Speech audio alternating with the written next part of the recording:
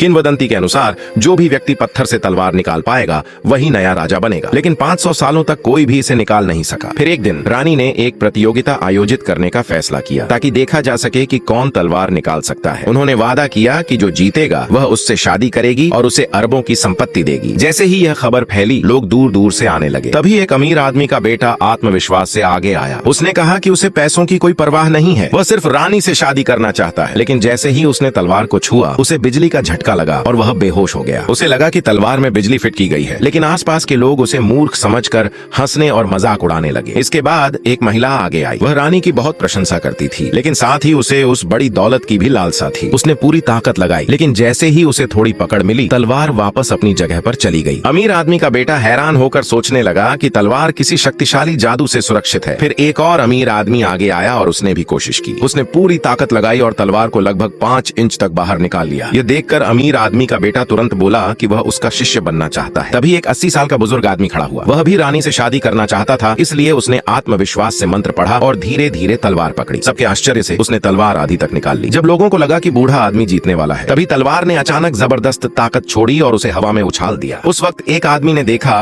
कि बूढ़ा घायल हो गया है और एम्बुलेंस बुलाने दौड़ा, लेकिन बूढ़ा हार मानने को तैयार नहीं था और फिर से कोशिश करना चाहता था। ये देखकर उस आदमी ने जल्दी से तलवार निकाल ली और बूढ़े को दे दी। बूढ़ा उसे अविश्वास से देखने लगा और फिर बेहोश हो गया। उस आदमी ने मदद के लिए लोगों से कहा, लेकिन किसी ने ध्यान नहीं दिया। सब लोग ये सोचने लगे कि उसने तलवार कैसे निकाल ली। उस आदमी ने बताया कि तलवार निकालना असल में बहुत आसान है। फिर उसने बार बार तलवार निकाल कर दिखाया, ये साबित करते हुए कि वह यह काम बार बार कर सकता है। यह देखकर रानी बहुत खुश हुई और तुरंत प्रतियोगिता स्थल पर दौड़ी उस आदमी से शादी करने के लिए।